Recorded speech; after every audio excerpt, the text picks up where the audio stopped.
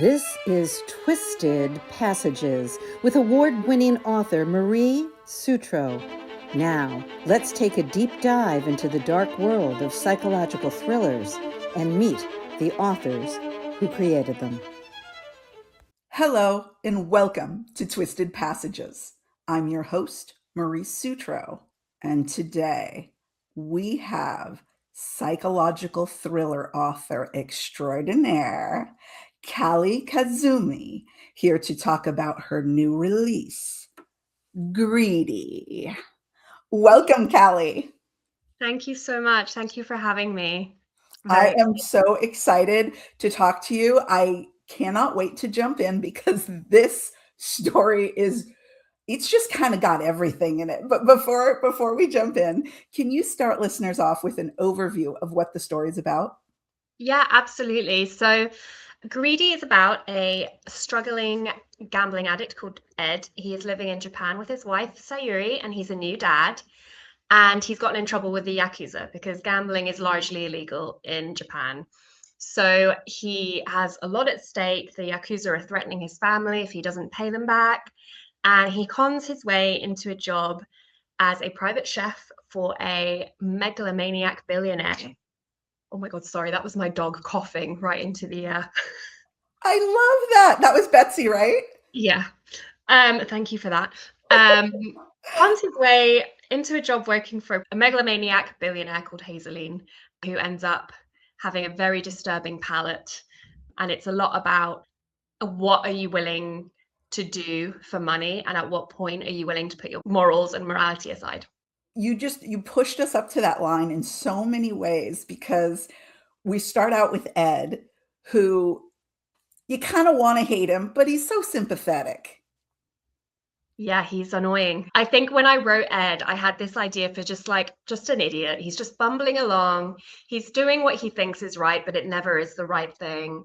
And I want readers to be frustrated with him and be like, everyone is in on what's happening except Ed. He's too slow. Maybe he's not slow. Maybe he kind of has a feeling, but he's looking the other way at all the strangeness happening around him because he's putting himself and his needs first. Yeah, he's definitely an annoying guy. He is, but despite that, you still make him sympathetic. We still, in many places, we want Ed to turn it around. We want him to be that husband and father that he should be.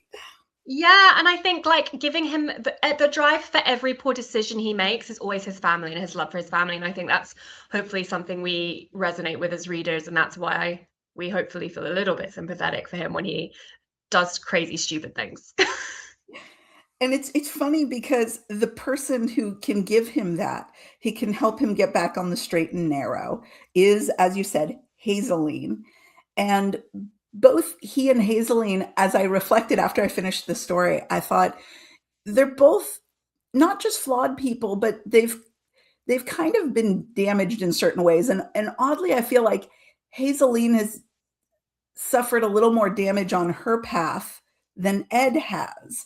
And I thought it was really interesting because Hazeline, as you said, has some very out there tastes, and a lot of that is linked to power and privilege. But her backstory is very fascinating because it's so interwoven with expectations that are put on women all across this globe. And I was a little bit curious if you could talk a little bit about that, because I thought it was really interesting that you set the story in Japan.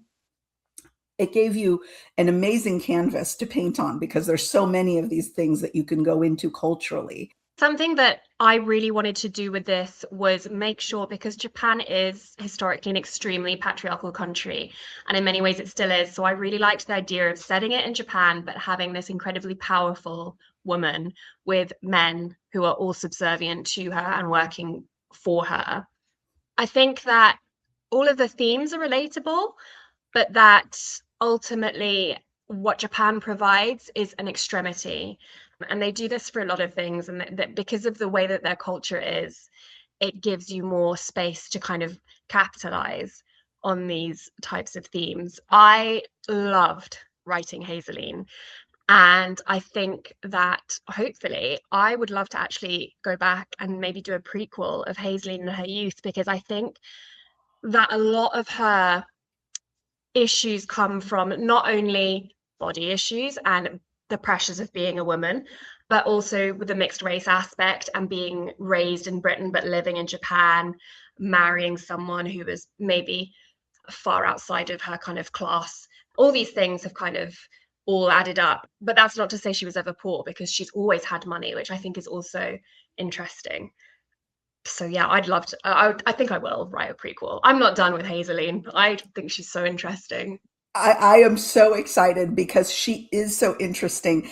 Like you talked about her backstory, and you start to wonder if she hadn't had the power and the privilege, who would she have become? I asked someone this the other day, and also if Ed wasn't in the position he was in, how would he be a better father? Like, I don't know. You said choosing a setting where there's culturally a lot of extremes, because we all get to sit in our homes and think, oh, I'd never do that. And we can sit on our moral high horse and say, well, I wouldn't do that, or I wouldn't do that.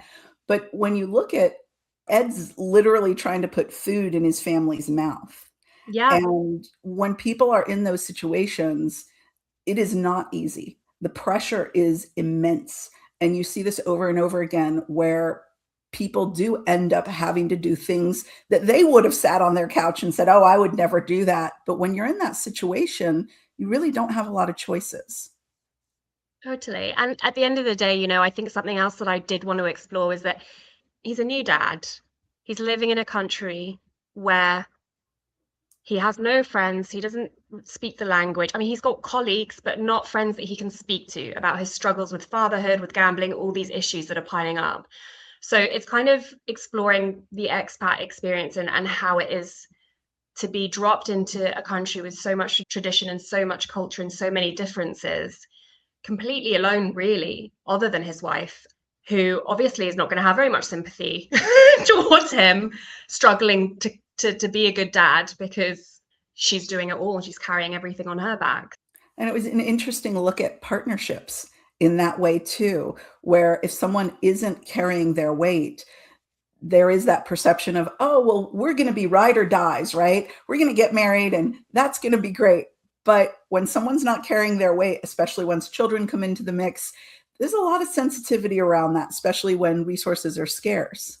Totally. And I think it's really interesting, because something that I don't think many people speak about is you can have a partner who is amazing at being a partner, but they're not necessarily going to be amazing at being a dad.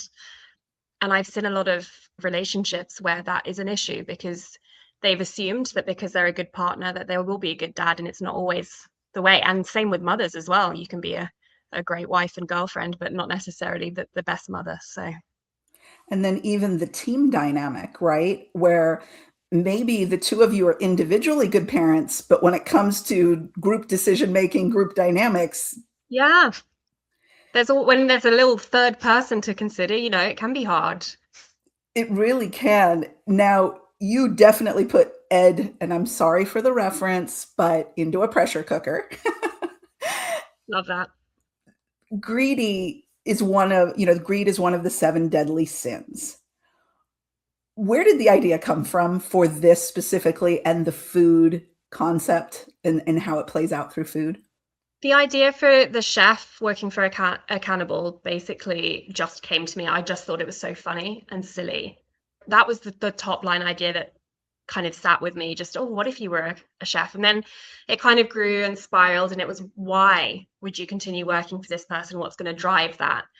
And I have such a huge fascination and interest with not only darkness in psychology and in what makes people do the things they do, but also in classism in general and elitism. And I think that is something that we see more so in the West than in East Asia. And I thought it would be interesting to pull that over. And we see the comparison pitch for my book was Parasite meets The Menu. And I think Parasite does it so beautifully, this kind of cutting commentary on wealth and money and power and inequality. So that was a huge part of it. But then also Japan is so, like, the food is just incredible, and they really, something that I think I've not seen in many other countries, is they take such pride in all of their jobs, all of their work. They're not just making a sandwich, they'll really put everything into it, and it's all kind of almost an art form. So I wanted to explore cuisine in that way as kind of a metaphor for wealth. It was so horrifying, and you really strung us along. And yes, listeners, she did say cannibal. Yeah.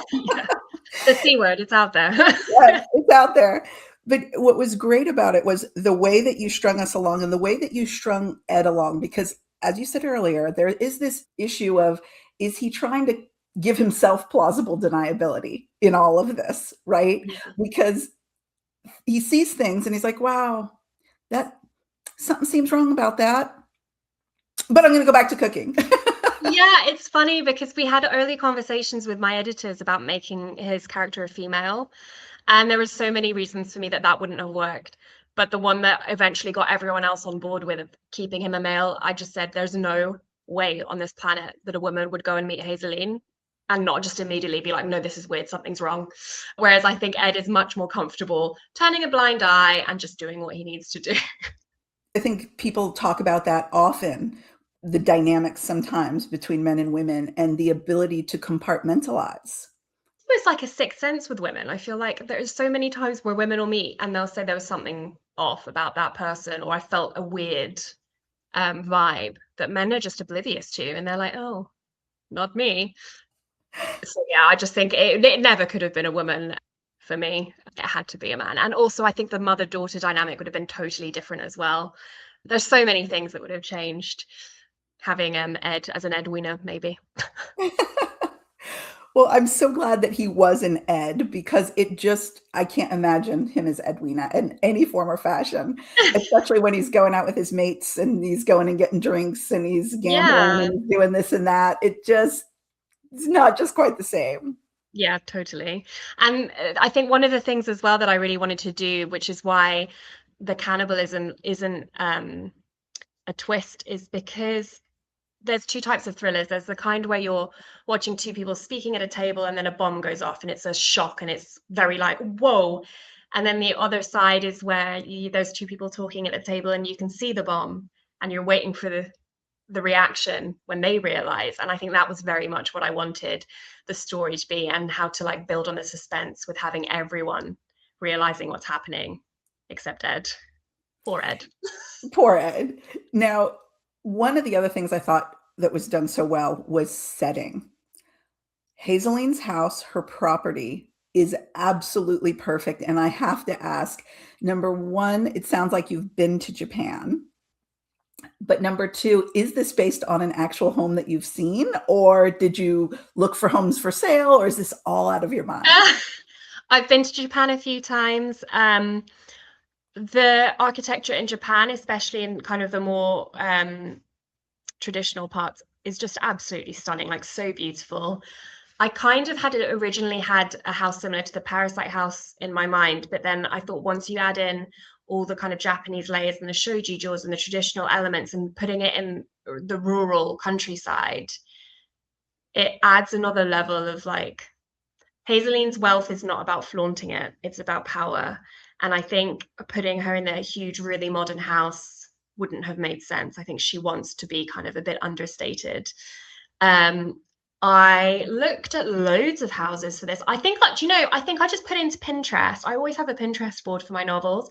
And I think I just put in like mansion in Japan and then pinned a load of houses. But it's quite common in the temples and things out there to have the garden in the center. And I liked this idea of her house almost being like a cage with this garden in the middle that is both beautiful, but also it seems to be where Ed escapes to quite a lot during the day to talk with his friend. And then obviously at the end, there's a big party that happens there, which is where everything just takes a turn. It certainly does. Not to give any spoilers, but it certainly does. It's a big party. It was really interesting, though, to see Ed struggle with trying to turn a blind eye sometimes. Like, you could tell he was really, really trying to turn a blind eye. And again, this pressure cooker that he's in, the pressure for him to be earning an income, the pressure for everything to seem perfect to people on the outside. And one of my favorite scenes, you have him meet up with some of his old coworkers. And I think we can all relate to that. You go back and you see your old coworkers and it's like you're a fish out of water and that was Yeah. your past. And for a while when you leave a job, even if you leave it by your own volition, sometimes there's that feeling like, oh my God, am I walking, am I leaving home again? Should I be doing this? And then you go back and you think, wow, maybe it wasn't really as great as I thought or whatever. And so having those times for him to be able to say, hey, look at the distance that I've come was so fun. Yeah, I think he needed to have a little moment to kind of massage his ego and say, well, I've just been to this amazing restaurant from this amazing job that I'm doing. And, I think he needs to stroke his own ego a little bit and get a one up on his old colleagues. Yes. Yes. And that was so darn fun. And like I said, you mentioned morals. This whole thing is really a morality play in so many ways. And the way that you turn up the heat on us as the readers, questioning, wow, if we were in Ed's position, what would we do? And you put him in one position after another where it's that slippery slope. And then the ending, Callie. Oh my goodness. I'm glad you enjoyed it. It was so much fun. Getting back to one of the other issues, like I said, this is chock full of some serious issues. And one of them is around being multiple races and what that's like, especially in a place like Japan. But I think people feel that all over the globe. Yeah, it's something that I definitely wanted to explore. I'm second generation immigrant. So my mother is ethnically Japanese, but she was born and raised in Brazil. So I've always had this second layer of removal where I am half Japanese, but I grew up with a mother who spoke Brazilian and who listened to Brazilian music and cooked Brazilian foods. And she distanced herself from Japanese culture because of the generation that she would have grown up in would have been extremely patriarchal. And there's a lot of things that she didn't agree with. And in many ways, they are still quite old school and traditional. You can't go into loads of places if you've got tattoos and things that wouldn't even come up as an issue in the UK or America. But then in other ways, they are really advancing. I felt this kind of real yearning to understand more about my family tree and where my grandparents came from and all these things. So I started learning Japanese and going out there and reconnecting with my family out there. But it is a very strange place to be mixed race because they see you as Japanese or not. They don't consider mixed or half. You can only have one passport, which I think is quite rare. I don't think many countries do that, where you're either Japanese or you're not, like for real. And there's just loads of things. The stores for women, it's all one size fits all, but it's absolutely minuscule because their frames are just smaller. They've got tiny little shoulders and little hips, and so you go into one size fits all, and they kind of are like, no, not for you, not like. So it's weird because you fit in but you don't, and then you have that in the West as well, where people are like, well, where are you from, like, so that is definitely something I wanted to explore, and how you can feel so out of place being from both places but neither at the same time. It was so very well done. And like I said, such a crazy propulsive thriller because we're all waiting. Like you said, we know the bomb is there, but Ed doesn't know, and we don't know how Ed's going to find out. And oh my goodness, I'm so bad first with the pressure cooker. And now I'm going to have to say this, and I shouldn't, but you set the table so well. That's amazing. Thank you. Hopefully the twist at the very end is worth it as well. Yes. Still Yes. got a little shocker at the end, I think. So. Oh, and an absolutely beautiful shocker at the end. Did not see it coming because you let us know that bomb was there, and we thought all we had to wait for was for it to go off. But then you gave us something so out of left field, but it wasn't. You had laid the foundation for it, but beautifully, masterfully done, Callie. Oh, thank you so much. That's so kind.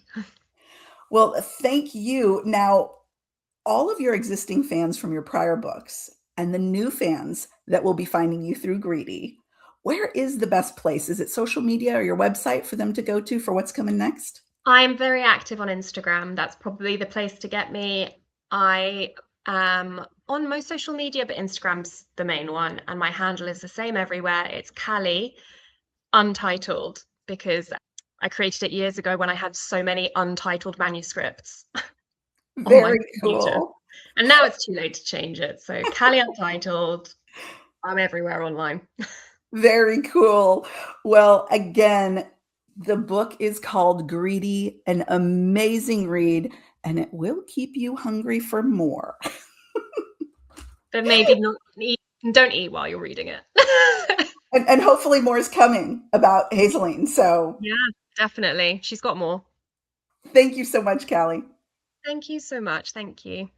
And thank you all for joining us for this episode of Twisted Passages. We hope to see you next time.